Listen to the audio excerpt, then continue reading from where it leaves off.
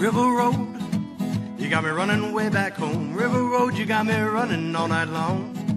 You got me singing some canal boat song. River Road, you got me running all night long.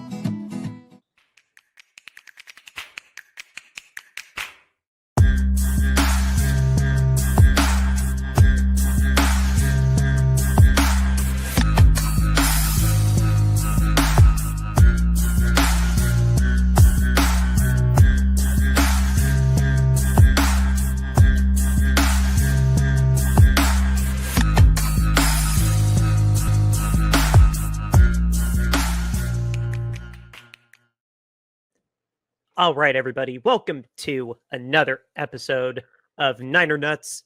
I'm Dan here along with Mr. Jimmy B. How are we doing, Jimmy? No, Eric today, by the way. Really, really good, because in case the listening audience doesn't know, during the week when the Commanders fans dressed up Rocky, I think it was Friday we made the bet. I said the Eagles would win by sarcastically 50 points. I knew they would win big. And Eric Easy E took me up on a bet. We bet $1. We bet $1. This is the dollar. As you can see right there, I said the Eagles minus 16.5. We all know what happened. This is the dollar to commemorate that. That you don't come into Philadelphia during the playoffs and dress up Rocky without leaving with an ass beating, because that's exactly what happens. So this is the dollar. Easy E. I was trying to show you this. I was trying to surprise you with this, but you're not here today. So. Yeah, that's my dollar. Want it. Don't come into Philly and dress up Rocky. Yeah, no, learned that the hard way too. You broke our quarterback's elbow for it, so I know that all too well. Yeah. God, that was so funny. So yeah, listeners, it was obviously conference weekend. Apologies for not being on here Tuesday. Had some stuff come up, and we're here now.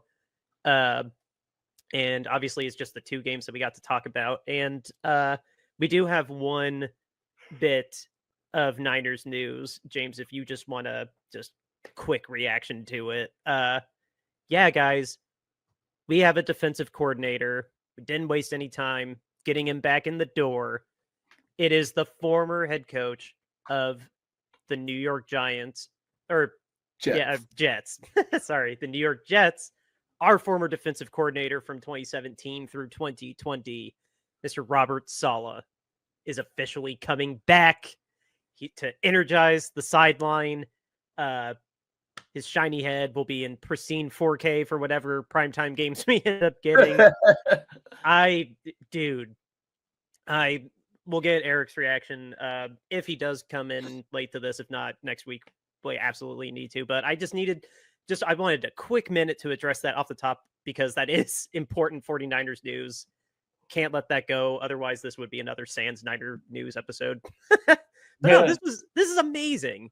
Like, I do kind of feel bad for him not getting a head coaching job. I'm glad he avoided Jacksonville, but like, that'd have been cool if he could have helped like rebuild New Orleans, or if he just hopped across the parking lot to the Giants.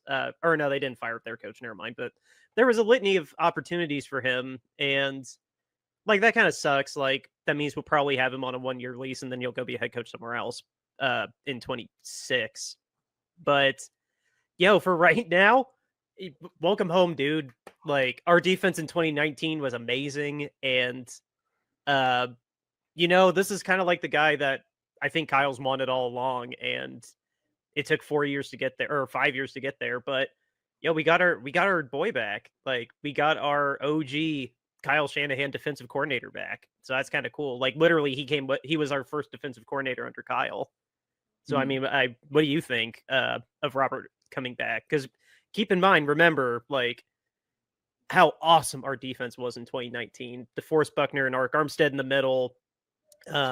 Nick Bosa was a rookie. I can't remember who our edge was at the time. I can't remember, because it was supposed to be D Ford, but then he got hurt. But no, dude, we had a stout defense back then. So just objectively, like, what do you think of that Robert coming back? I mean, that's good for the 49ers. The fact that he's coming back. I mean, the defense in New York was really, really good. As we all saw, they had a defense but no offense. So and really what kept them in the games was their defense. And they won a lot of games. Well, not a lot, but some of the games that they won were because of the defense. So Robert Saleh coming back to the 49ers, honestly, I think he'll be there for more than 1 year. I mean, if you look at Dan You don't think Quinn, you don't think we're gonna you don't think we're only gonna end up keeping him for 1 year? no, because you look at Dan Quinn, and Dan Quinn, after he lost his job in Atlanta, went to be a DC for the Cowboys, and he was there for like 3 seasons, before he decided like he was going to take an opportunity to become another head coach again.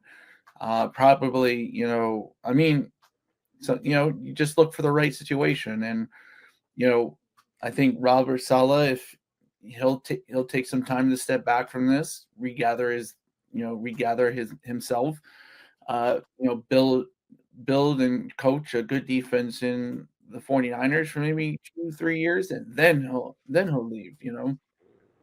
True. That's it. That would be awesome. I would love for him to stay for more than a year. I just know that he had a head coach experience, and like I don't know, maybe the stars will align and we'll get to keep him a little bit. But I mean, most of the time when you agree that like once you've been a head coach, like unless it was with Cleveland, like you kind of want to go back.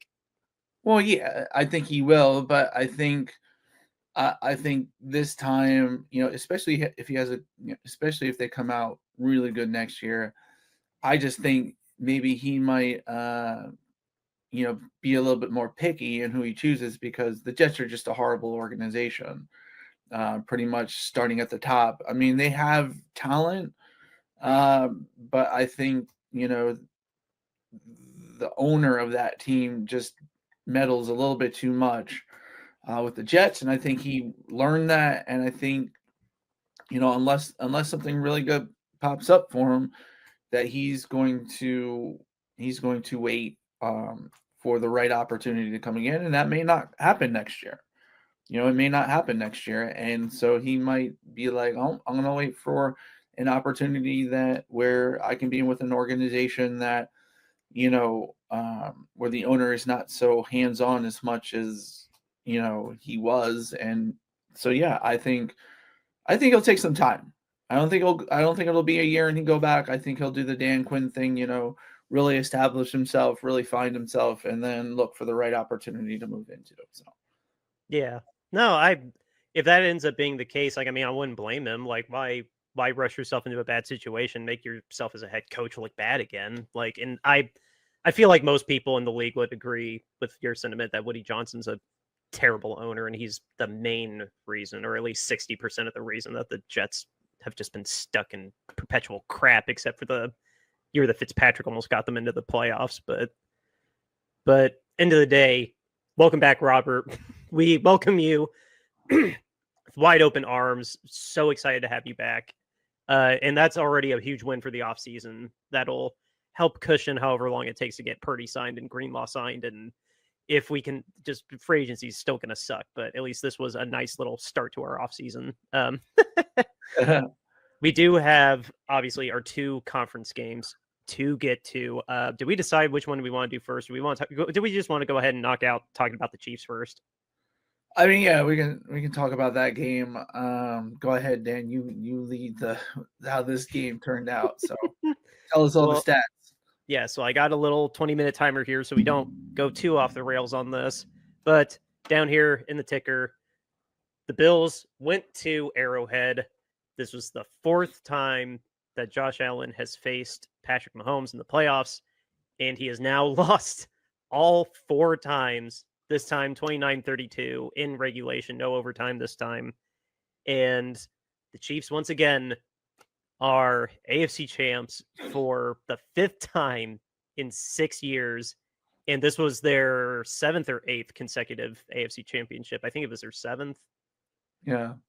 Yeah, because they didn't win. They didn't win in 18, but then after that, we are mere mortals in the presence of the Chiefs, apparently, and the football gods do hate us.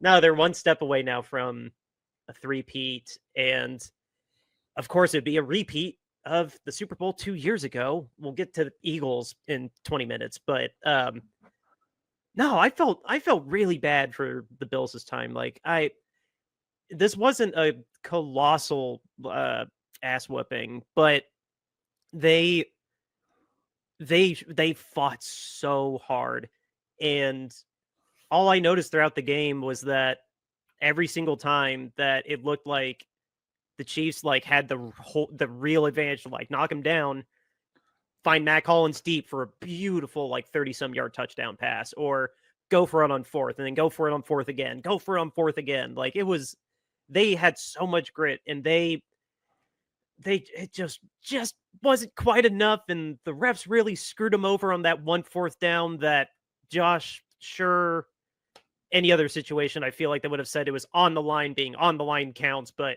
he wasn't a whole yard already over the line. So, I mean, what the hell do I know? I'm not a ref, but but you do have eyes. yeah, I felt so bad for them. Like, and it sucks for them. For Chiefs fans, I mean, you guys should be thrilled. Like, this literally was the most efficient the offense has looked the entire year. Like by season metrics, the Chiefs' offense was more productive in pretty much every feasible, measurable statistic in this one game versus any other game the rest of the season. So that bodes well for them because they'll need a really good offense against the Eagles' defense. The Eagles' defense is just stout. So if they can keep that up, that bodes well for them to win the three-peat. But I mean, we got another overall really good matchup against these guys, and it really has become the Brady and Manning of this generation. Seeing Brady whip Manning's butt virtually every time in the regular season, and then Peyton had the edge on him in the postseason. Now it's that inverse. Josh can only beat Patrick Mahomes in the regular season, and then when it matters, I'm using air quotes, but when it matters in the playoffs, just when it comes to situational football and just what's it take to win, because that's what matters at the end of the day. Did we win the game? Did we score more points? Literally no team is better at that than the Chiefs right now. And I don't know. I'm probably preaching to the choir, and like it's been 3 years of this nonsense. Like it's incredible. I do like congrats Chiefs fans. Like you're living sky high where the Patriots were a decade ago, or not even a decade ago, literally 5 years ago. You're living where the rarefied air that the Patriots were in, and we're just all in the way seemingly. And I don't know. There's already been so much to not be happy about this year. I don't know. Maybe the world deserves for the Chiefs to win another Super Bowl. I don't know. Call me that was being over dramatic, but that's my takeaway from the game. Like how pissed off I was that the Bills lost. What did you think while you were watching it? Or were you a little bit in party mode after your game? Because we did invert this. This was the 6:00 game. Yeah, I mean, I'm watching this game. I'm just thinking like, who would I rather play? And I would have been happy. I would have been happy for Bills fans, and that's who I really wanted to win the game. I don't want the Chiefs. Not that I don't think that the Eagles can beat the Chiefs and I wouldn't like sweet revenge, but just, basically because Bills fans, this is their life right now. They have Josh Allen. Josh Allen has this great MVP season. Everybody's like, they get all hyped up. And they think this is your year. This is going to be this year. This is going to be our year. That's what Bills fans think. And they run into the Chiefs. And there are times, yes, where they couldn't make plays, but we also have this BS that we deal with the Chiefs in certain situations when it's close, or they just end up somehow getting the call. And it sucks. It's sad. that the Bills put forth so much effort, and you don't really see them complaining that much. Like, you really don't. Like, at least that's how I feel. I don't see them like blasted on the news today about how they were completely robbed of the first down, and I don't know. I don't see it. I try to watch NFL Network every day and try to be up to date, but like the Bills players will probably say, hey, we still could have made plays, we still could have done this here or whatever. And I think if it was the other way around, we'd be hearing from Chiefs players that, hey, the call didn't go our way. That was a BS call. And that's just the type of atmosphere that I think that is in their locker room. So we all want the Bills to win. We all want the Bills to get over the top. What's it going to take? I don't know anymore, because like they've proven that they can play their hearts out. They can give everything that they have to give. They can leave it all on the field. And every single time they come up short. So, I mean, I don't know. I don't know if it'll ever happen, but we this was Brady Manning, like same way. Peyton couldn't get past Brady all those years until until that one year where It was every year 7, 2006, or I think it was year 7 or year 8. The 2006 Super Bowl. That was the first time he. That was the first time. Well, I mean, he hosted the. I can't remember if he played the Patriots. I think the Steelers were the championship game before that. But yeah, no, yeah, exactly. Brady. He did finally end up surpassing Brady. It was like 5-4, I think, in the playoffs. But yeah, in the regular season, it was like 2-18. yeah, and in the first couple of times in the playoffs, it was Brady. Brady was beating them in the playoffs, and yeah, I hope one day Bills fans can see the top of the mountain, because they absolutely deserve it. I mean, honestly, like they're the nicest fan base that you're ever going to get out of this, and so one of these days it's got to happen for them, right? So They went through maybe, so much turmoil this offseason. Like, season preview, we wrote them off. We didn't think that they were going to win the division. They won it first, like second week of December. They won it so early, yeah. and they looked like, and Coach McDermott looked like he was in the running for Coach of the Year again, and completely got out of the shadow of that terrible 9/11 analogy he made. I'll never let him live that down. That was so funny. Hmm. But he proved he was a great coach. He made all this chicken crap work, or seemingly look like chicken crap work, and they were that close. And they just, it literally is like what Debo said, like, I've lost the Super Bowl twice now. What the hell else do I gotta do? Like, Yeah, I've lost to Patrick 4 times. What the hell else do I gotta do? Like, yeah. and looky here, surprise everybody. Oh, Eagle Hey! Eric! Yay! Late to the party, but still Let me here. fly! Let me fly! Let me Hey, fly! Captain America! Yeah, we Beautiful got shirt. Jesus. We Welcome. got Captain America. We got everybody in the house. Yes, you've made it just in time.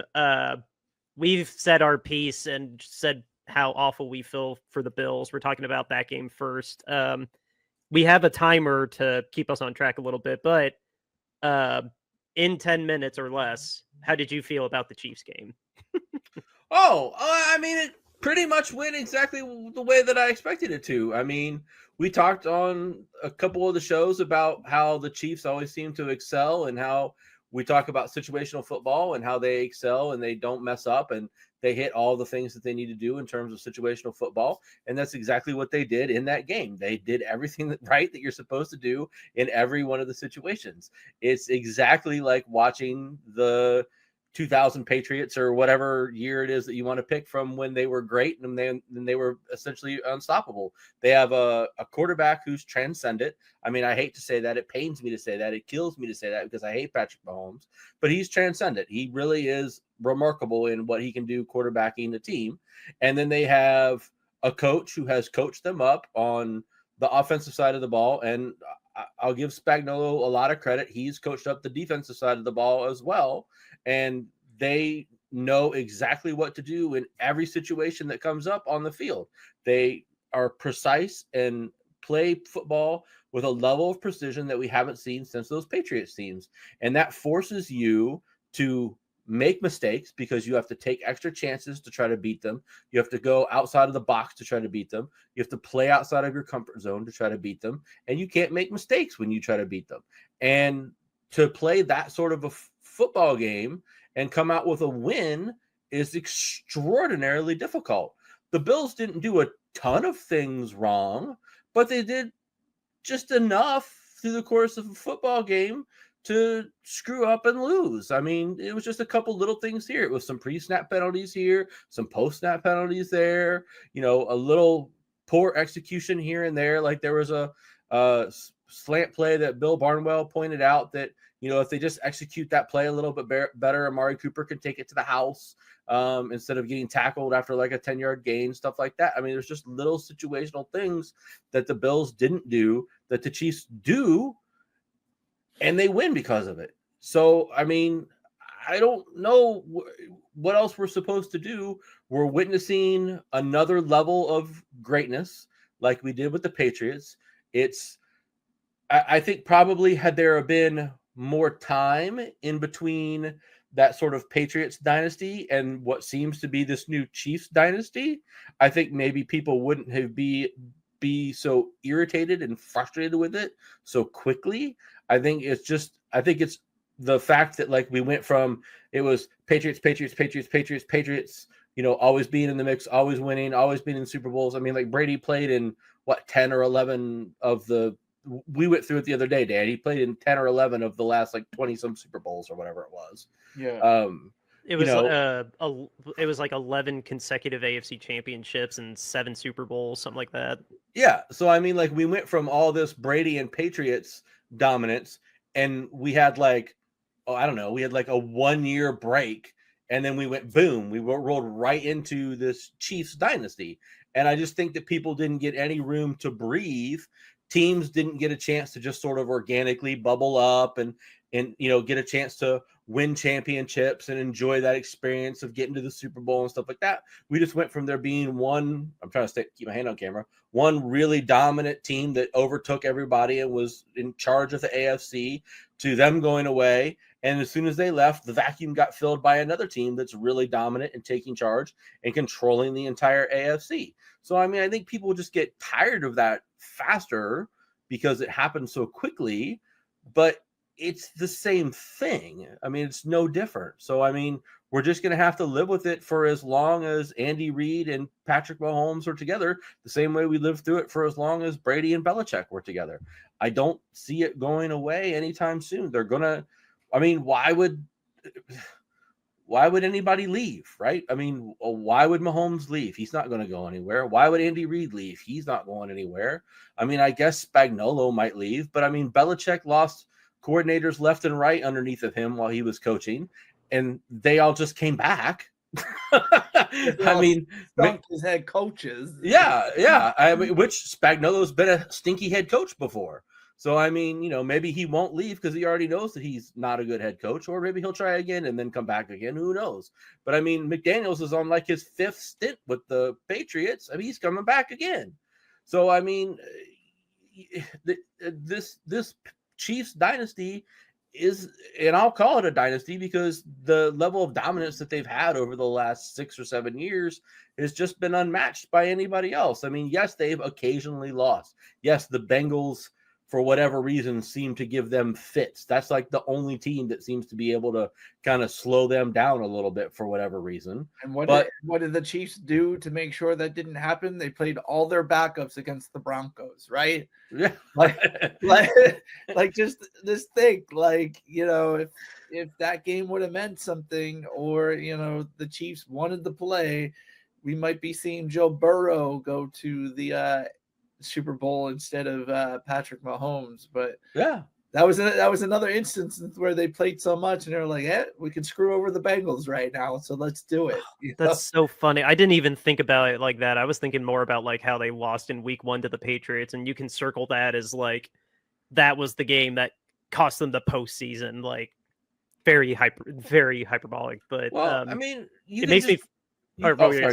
I was just going to say, Dan, you can point to a number of Bengals losses throughout the season where they just didn't execute and they fumbled away the bag because they played terrible defense. They made some silly mistakes. They did something stupid in probably 5 of their losses, especially early on in the season. The 2 Ravens losses. Yeah, those are, again, the mistakes that the Chiefs don't make. I mean, the Chiefs were like 12-0 in 1-score games this season. I mean, and that record can continue with this Super Bowl potentially and carry into the next season. Yeah. So, I mean, it's that excellence of execution that they just continue to use and they just continue to do, and nobody can match it. Again, the Bills didn't play a bad game. I mean, I watched the whole game. It was a good game. The Bills didn't play bad. The Chiefs, even if I remember correctly, had 2 turnovers in that game. The Bills 2 fumbles. Yeah, and the Bills just didn't capitalize on it. You have to score. We've talked about this ad nauseum when the Niners play the Chiefs. You have to score touchdowns to beat the Chiefs. You cannot score field goals. So, I mean, as soon as the Bills went down and kicked a field goal on their first possession that they had when they went down and scored, I was just like, well, there you go. This game's over. I mean, you're not going to beat the Chiefs that way. When they're up 7-0 already and you go down and you think you've got some sort of moral victory because you've come away with 3 points, all you've done is hand the Chiefs the game because now they're racing out ahead of you. So,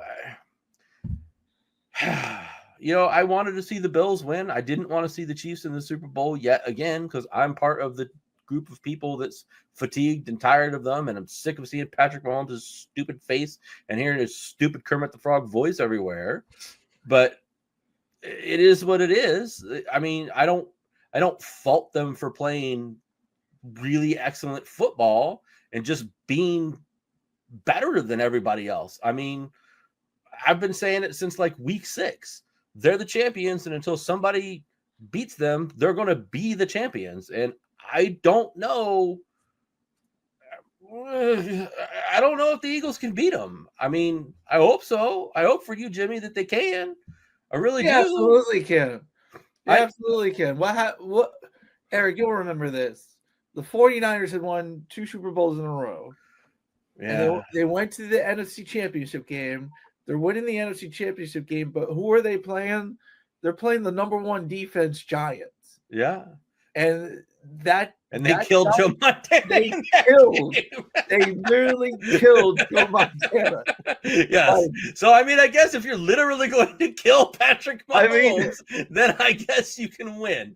So. But I'm just saying. That's how you won your NFC Championship against us. You killed our quarterback, literally 2 of them. Yeah, we killed your quarterback. But that seems what we're going to have to do. And, I'm not saying go out there and injure him, whatever, but this is the game where he attempts a slide and Blankenship just comes from his free safety spot and just lays him out.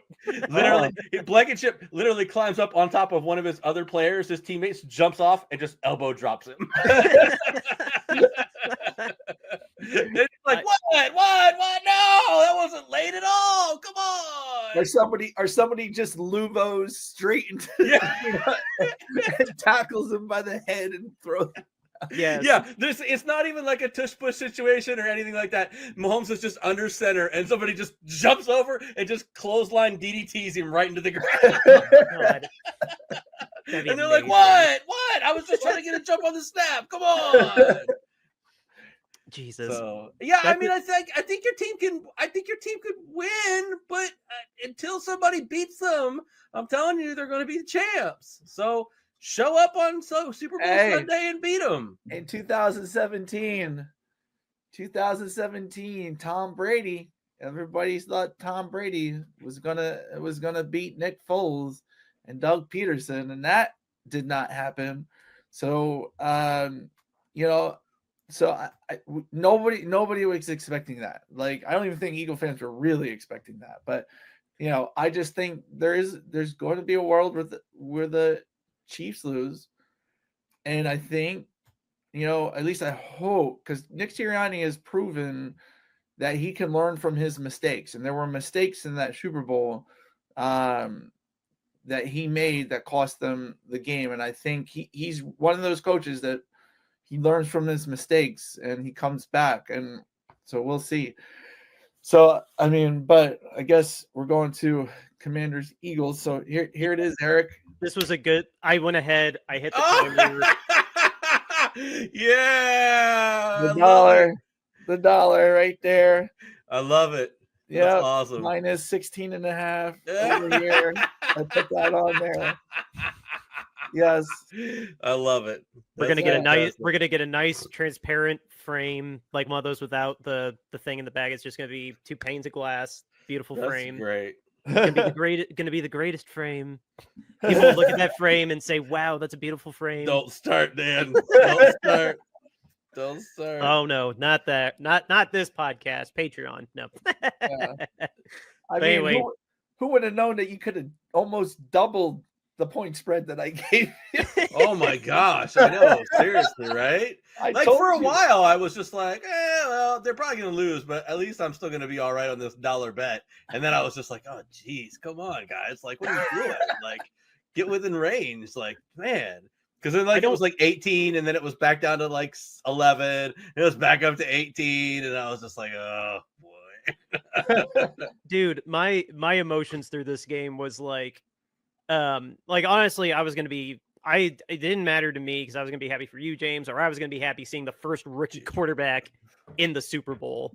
And just, I could tell people that I witnessed a real rebirth of the Commanders that have been terrible since I was born. Like, their last Super Bowl was, I think, maybe when I was one or, I don't know. When was their last Super Bowl? Was it 90s? Oh my gosh.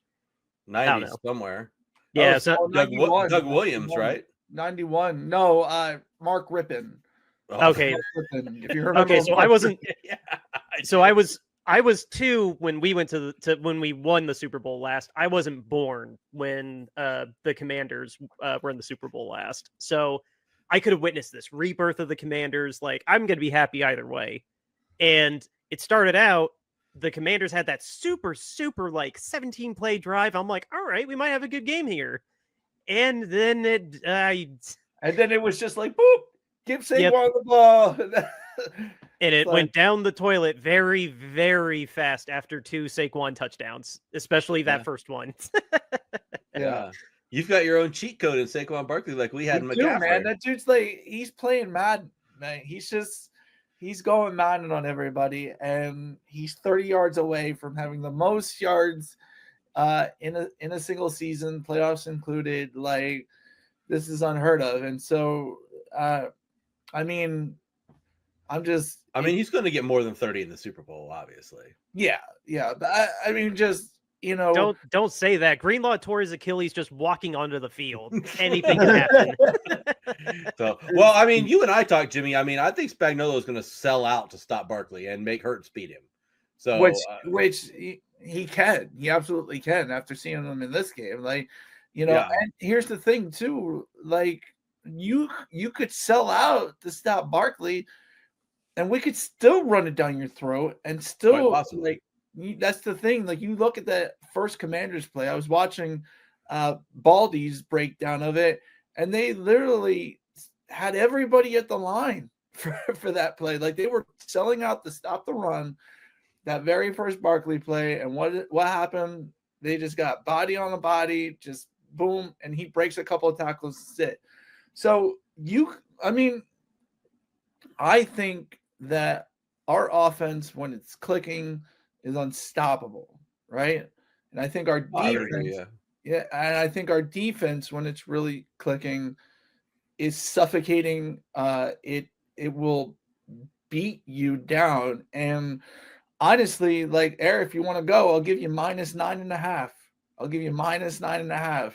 Ooh, Can we -9.5. can we acknowledge real quick? I want to see if you guys agree with me that of all 32 defensive coordinators, these are the two best ones that came. Like literally, I don't remember if they're both nominated for assistant coach of the year, but I mean, did we not get a Super Bowl with the two best defensive coordinators to come out of this year between Vic Fangio and Steve Spagnuolo?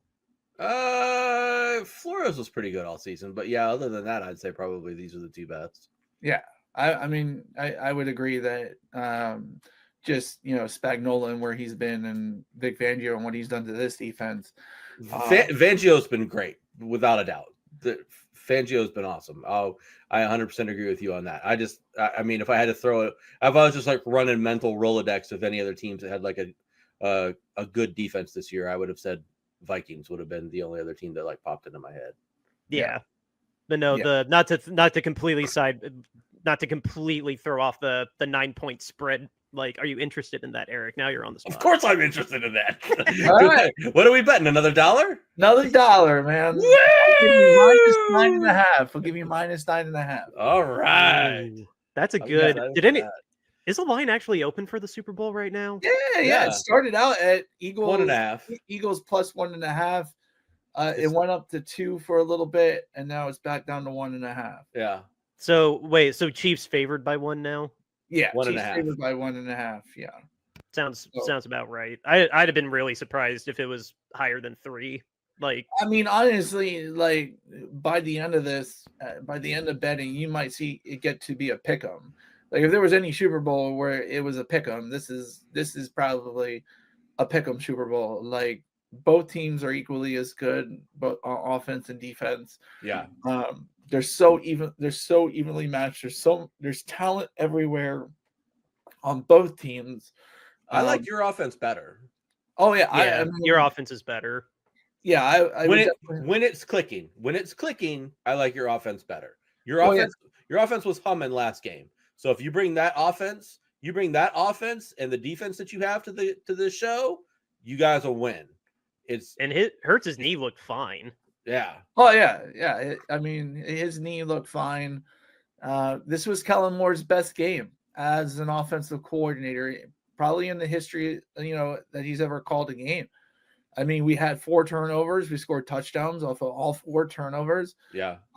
If it makes me believe that if Jalen had been knocked out of that Commanders game, like it would have been the same result. It would have been, because we had 5 turnovers in that game. If we get 5 touchdowns off of 5 turnovers, that would have been like 80 points or something like that. Like it would have just been ridiculous. And so yeah, I think I think the offense is humming right now, and basically, if you turn the ball over, like we said, Eric, like if the Chiefs turn the ball over, then you need to score touchdowns. You need to make sure you take advantage of that, and I think the Eagles will. And I think, like, even if you look at the last game in the NFC Championship game, I mean, I know you guys don't watch the Eagles all the time, but I do. There were plays that they were running, those jet sweeps to Dallas Goedert, Devontae Smith, all these jet sweeps that they were running. They hadn't run those at all the whole year. They had not run those plays at all. So they got stuff in their playbook that the Chiefs haven't seen. And dude, using Goddard. Like, I don't know if you can correct me if I'm wrong, but like he's having a moment right now. These 2 playoff games I've seen him play in, like I don't know. I feel like he wasn't quite as fantasy relevant, I suppose. Like, didn't get. Well, he was injured part of the year too. Yeah, he missed a fairly significant amount of games. Like 4 or 5 games, I think, at one point. Oh, okay. So yeah, like, he's having a moment right now. Like, yeah, and the thing about it is, like, I think Jalen and the offense can easily pick apart this defense if they just play their game, they don't make mistakes, and I think one thing that's going to have to happen that's sort of out of character is they're going to need to go for it on like fourth downs a little bit more than what they're used to, just to keep Patrick Mahomes off the field as much as possible. Well, that plays a little bit into what I was talking about earlier, where the Chiefs kind of force you to play your game a little bit differently than what you're typically used to. You know what I was saying? You got to do some things a little bit out of characteristic for what you would typically do. And to your point, that's one of those things where they're going to have to maybe go for it on a 4th and 5 where they wouldn't normally necessarily go for it, or maybe a 4th and 2, but maybe more on their end of the field than they would typically like to go for it on 4th down or something like that. So Patrick Mahomes and Dan Campbell are making the 4th down a relevant play instead of just punt every single time. And I will low-key thank both of them for that, because football is far more exciting when it's not a guaranteed punt on 4th down anymore. Yeah. And that was one of the the tush push. I should say the tush push too. Sorry about that. Well, I mean, but that that again too, you look at the NFC Championship game, they had a 17-play drive. It was 4th and 3. They're in the red zone.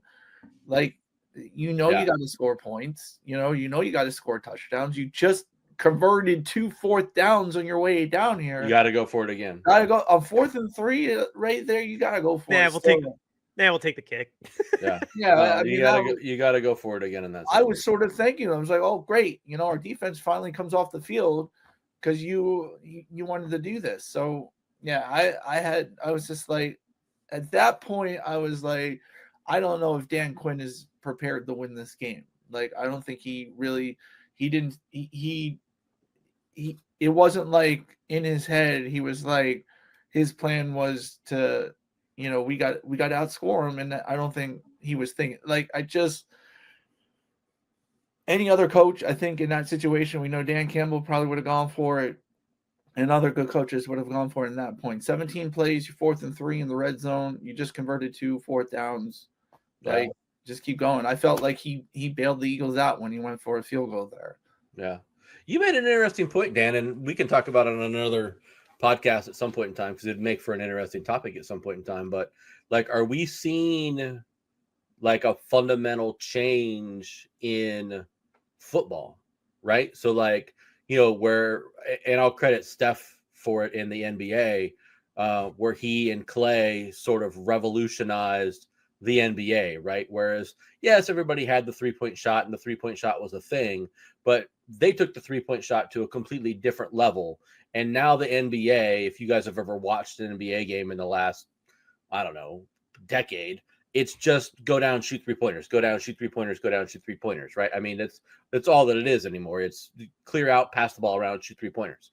So, I mean, like, they completely changed how basketball was played. Are we entering like the beginnings of, because it took a little while for the NBA to catch on and other teams to start doing it, because for a while it was just Golden State. Just Golden State had this philosophy and they just kind of pounded teams because of it. But now are we entering this new philosophy and this new age in football of this new aggressive style and this new aggressive play style, where I don't want to say 4th down is going to become irrelevant, but where 4th down becomes less punty, to phrase it in a weird way. But I think there are teams where it's 4th and 3 or it's 4th and 5, but teams are like, you know what, we're going for it. We'd much rather run another play because we're that confident in our offense, and the way that the rules have been changed and everything like that, we feel pretty good about being able to get that or a penalty versus punting the ball away. I think that's an interesting topic. The saying is, you don't listen to the fans unless you become unless you're willing to become a fan or something along those lines. But, like, well, one, the game quality is more exciting, like, for us, but it's finally listening to the analytics. Like you're so damn close. You're over the 50. You're in their territory. It's 2 yards. It's a single yard. Like, maybe even 3 yards. Like, just go for it. Like, have some faith in your offense. It's 3 freaking yards. Like, if you don't have the confidence that your offense can get a 3-yard play, like, that says I'm glad we're stepping away from it. If that is becoming a more normal philosophy, I am all for it. Yeah, and me too, because this is that philosophy is why the Eagles have a Lombardi trophy. That exact philosophy. You look at Super Bowl 52, and it was like they were on a mission. They tried to go, like, there was only one punt the whole entire game. Yeah. You know, it got to be, we were down, what were we down? We were down 4, or no, we were down 2. We were down 2. And going in that fourth quarter on that with like 6 minutes or something left, and it was 4th and 2 on the Eagles side of the 40. Like, they were actually at like the 39 or 38, if I remember correctly. And they go for it on 4th and 2 right there, and Zach Ertz just barely makes it. He just barely gets it. Yeah. He catches it, he leans out, and then they tackle him. Yeah. But that's the reason the Eagles have a Super Bowl. They 22 seconds before the end of the first half, it's 4th and 1, right? And, you know, everybody's saying to the Eagles, take the points, take the points, take the points. And here it comes. They're like, no, we're going to go for it. And we're going to run a trick play because, you know, and you know, all they were thinking about was getting the touchdown. Like, that's just it. They were just thinking about scoring touchdowns, being aggressive, because that's what you need to do if you play teams like the Patriots. Like, you play these big teams that are always winning, always going out there, doing everything that they can. You need like I said, the Eagles that whole season were going on it for 4th down the whole entire season. There was even a point in the season where Doug Peterson listened to analytics and went for it on 4th and 8. You know, that's what analytics tells you to do. Between the 40, go for it on 4th and 8.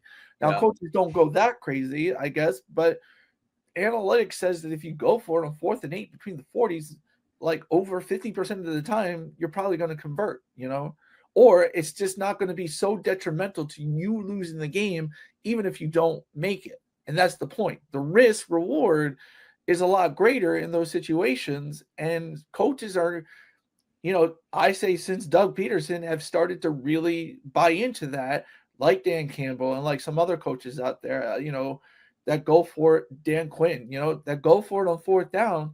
Yeah. Because they see that the benefit, because like I said, the reward outweighs the risk. And, you know, it's everybody just thinks that if you give up the ball on your side of the 50 between the 40s, that you're automatically giving up points.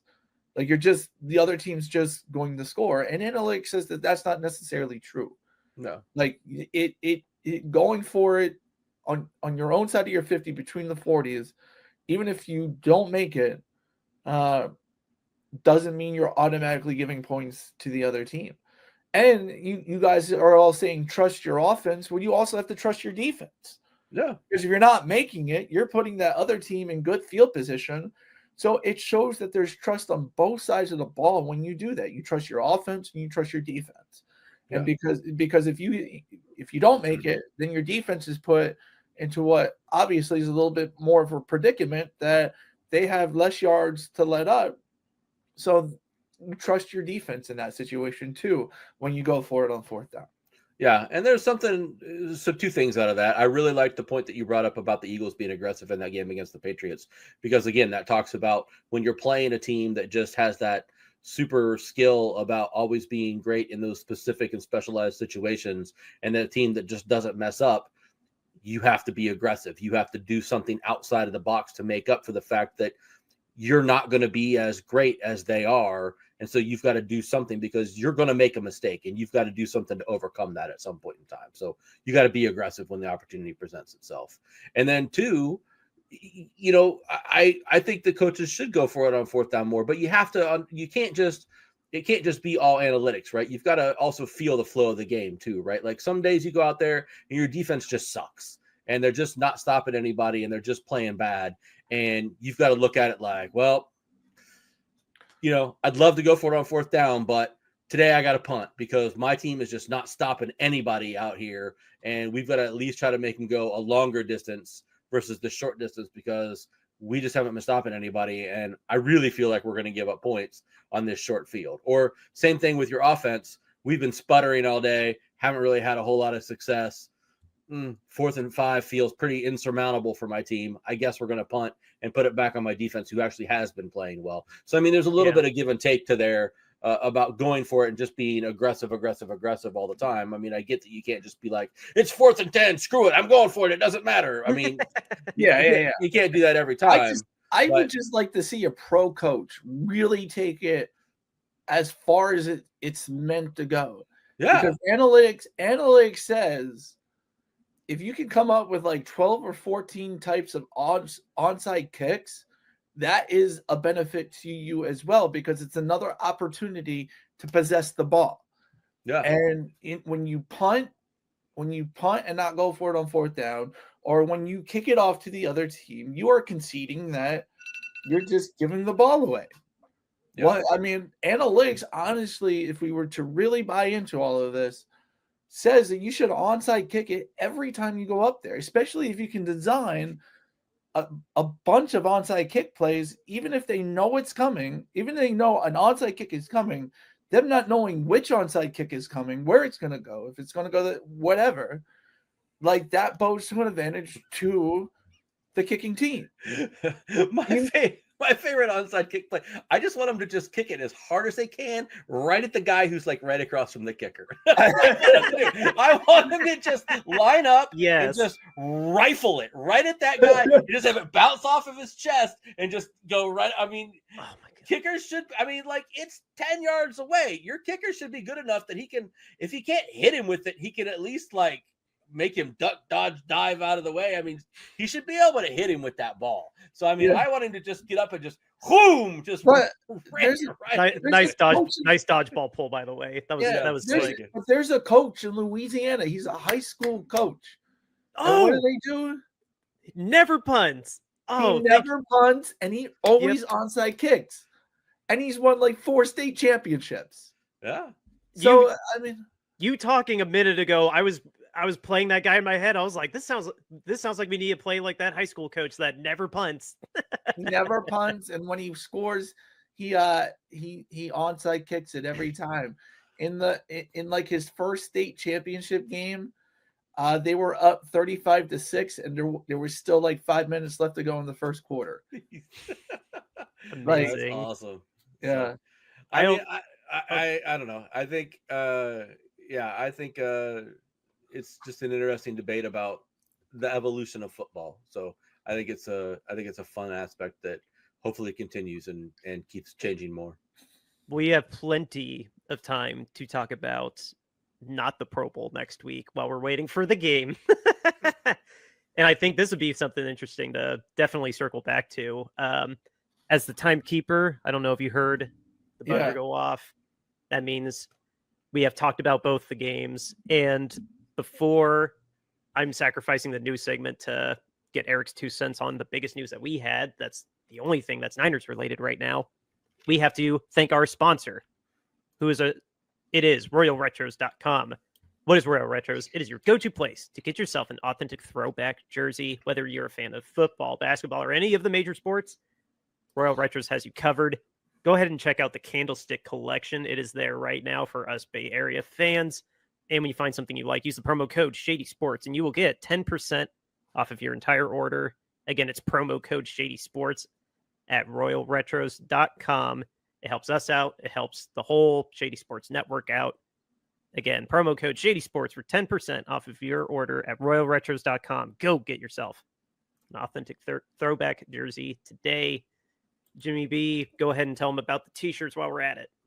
So, guys, we've been raising money for Mountain Comprehensive Care Centers in Kentucky due to the lack of accountability of owners in the NFL. To be more specific, there was a Houston Texans minority owner who was charged with very serious sexual crimes in Kentucky, And I bet none of you have heard it other than for us mentioning it every week on the show.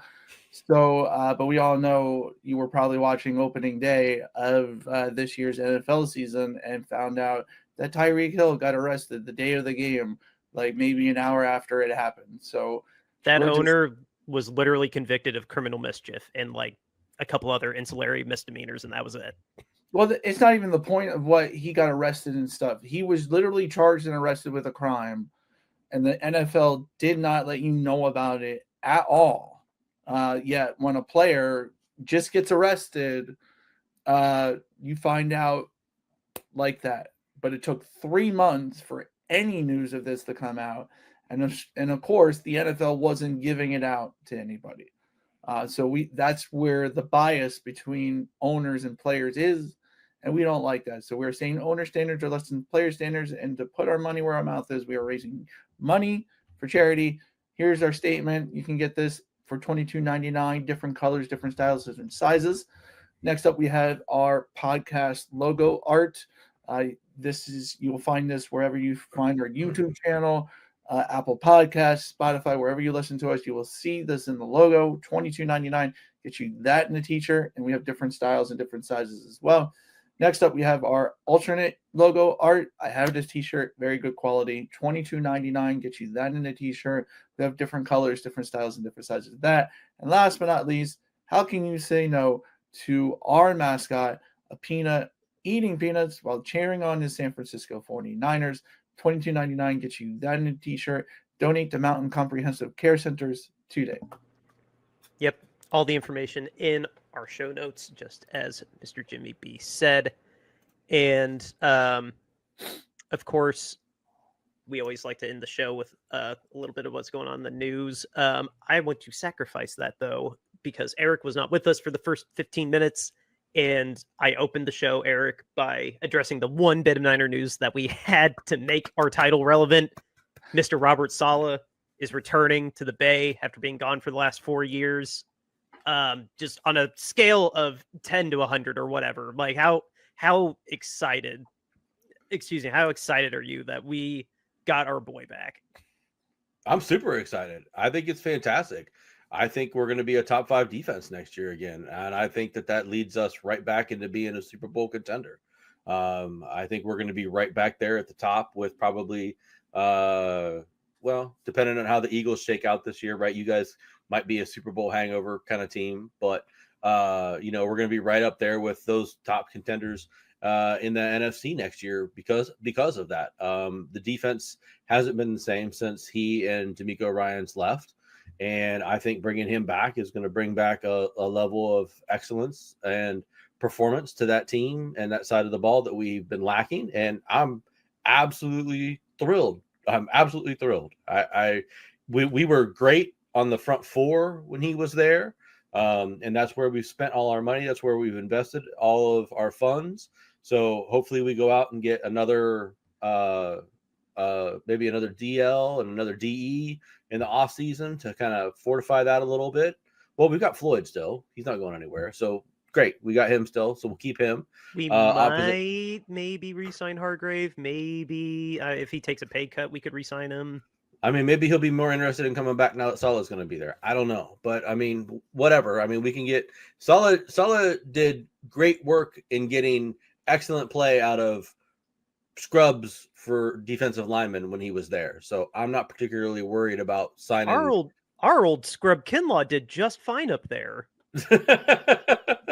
Yeah. So, I mean, I'm not particularly worried about having to go out and sign like a big free agent defensive lineman. I mean, we can just get some guys and they'll be fine. But I'm really excited for what he brings back to the front four.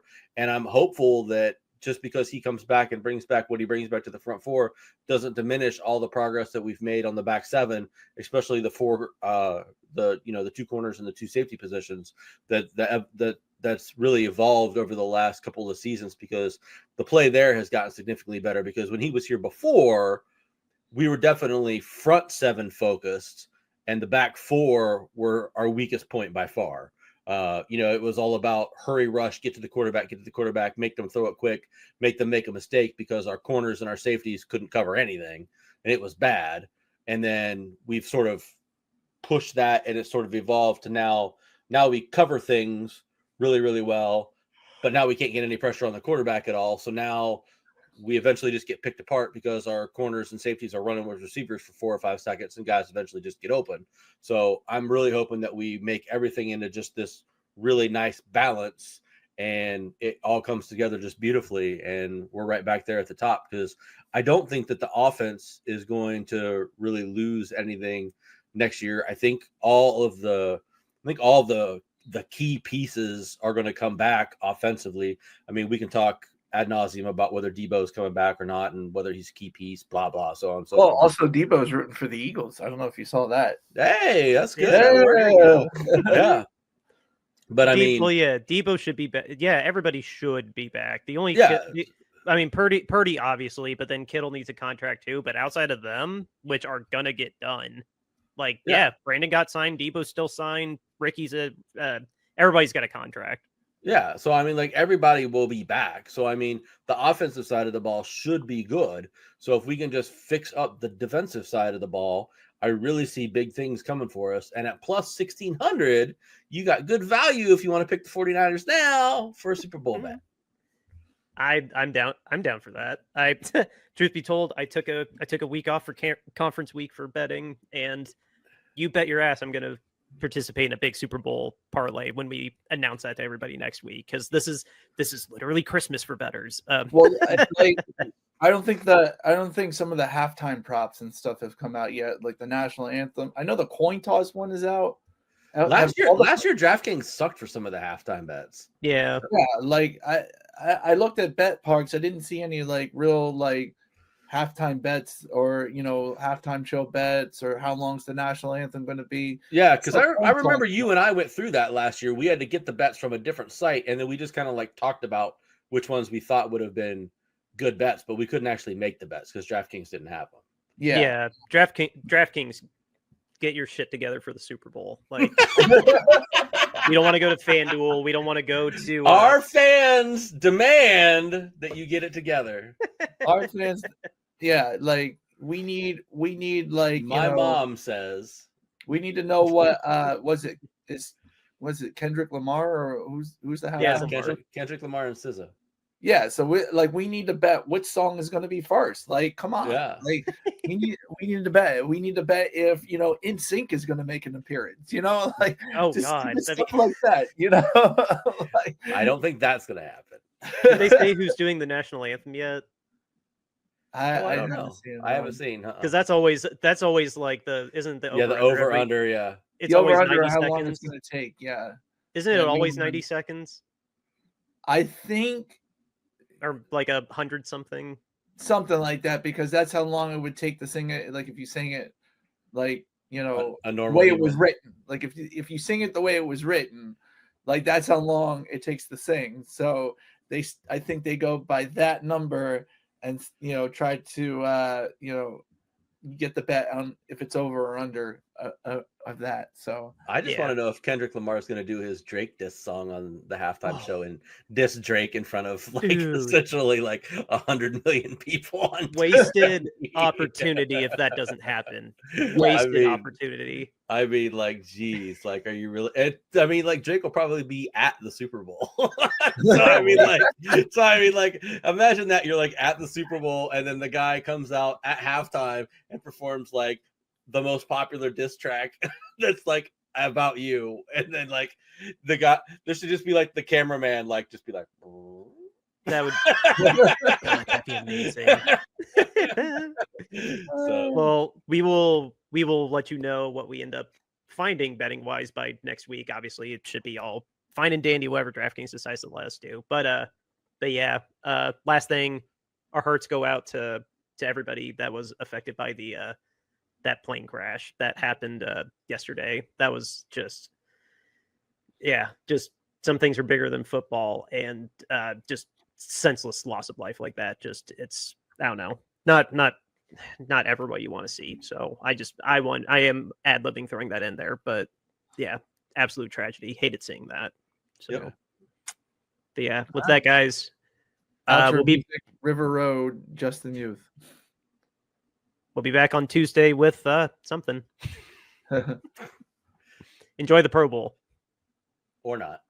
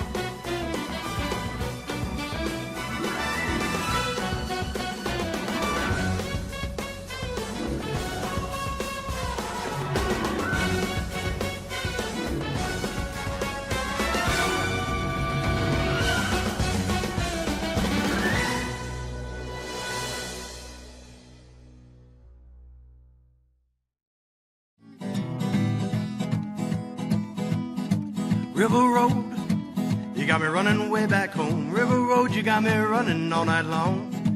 You got me singing some canal boat song. River Road, you got me running all night long. River Road, where have all the women gone? Have they kissed her hand and waved you bye-bye? Have they thought about crossing your double yellow lines? River Road, they love the